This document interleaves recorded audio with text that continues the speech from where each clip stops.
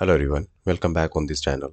आज हम एक्सेल के एक बहुत ही कॉमन एरर को सीखने वाले हैं जिसका नाम है हैशटैग रेफ एरर। ठीक है। आज मैं आपको बिल्कुल एक छोटे बच्चे की तरह इस एरर को सिखाऊंगा कि किस तरह से इस एरर को जो है हम लोग हैंडल करते हैं इन एक्सेल। ठीक है।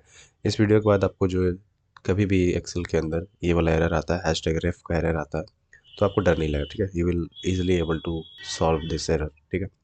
बिफोर मूविंग अहेड एक और बात मैं आपको बता दूं कि मैंने ऑलरेडी बहुत सारे वीडियोस एरर के ऊपर बना चुका हूँ। ठीक है। जैसे कि नेम वाला एरर या फिर स्पेल एरर, और भी बहुत सारे एरर्स जो है जो कॉमन एरर्स हैं इन द एक्सेल, उसके ऊपर मैंने वीडियो बना रखा है, वो भी बहुत अच्छे से विथ पूरे डिटेल के साथ मैंने पूरा बना रखा है। तो आप उन वीडियोस को भी जो है एक्सेस कर सकते हो फ्रॉम द डिस्क्रिप्शन। ठीक है। आप इस वीडियो के डिस्क्रिप्शन में जाकर उन सभी वीडियोस को देख सकते हो। अब इस वीडियो को हम लोग देखते हैं, इस वीडियो को सीखते हैं। ठीक है। So let's start this video. तो सबसे पहले जो है मैं आपको जो है हैशटैग रेफ एरर जो है इसे समझाने की कोशिश करता हूँ। प्लीज़ इसे ध्यान से सुनना। ठीक है। कि हैशटैग रेफ एरर होता क्या है। तो इसका मतलब बेसिकली होता है कि रेफरेंस गलत हो गया। ठीक है। हैशटैग रेफ जब भी आ रहा है मतलब जो भी आपने रेफरेंस लिया है वो गलत हो गया। ठीक है। सिंपल लैंग्वेज में एक्सेल ये बोल रहा है कि मैं जिस जगह को देख रहा हूँ वो जगह एग्जिस्ट नहीं करती है। ठीक है। इसको मैं एक अच्छे एग्जाम्पल से समझाने की कोशिश करता हूँ। ठीक है। डेली लाइफ में जो एग्जांपल हो सकता है, मान लो मैं आपसे बोलूँ कि टेबल के ऊपर जो बुक है ना आप उसे लेकर आओ। ठीक है। लेकिन आप अचानक देखते हो कि टेबल ही गायब हो गया, तो आप क्या बोलोगे? आप ये बोलोगे कि बुक कहाँ से लाऊं, टेबल ही नहीं है। There must be table. Table है ही नहीं तो बुक कहाँ से लाऊंगा। ठीक है।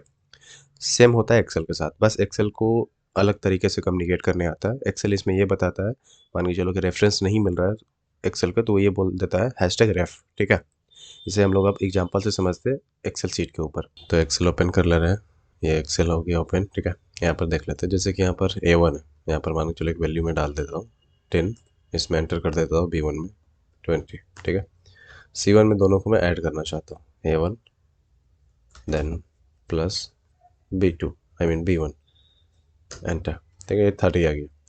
अब रेफरेंस एरर जो है वो कब आता है, जैसे कि इन दोनों में से, जैसे ये ए वाला कॉलम है या फिर बी वाला कॉलम है, दोनों में से यहाँ पर पहले फॉर्मूला को यहाँ पर देख लो। ठीक है। A1 plus B1।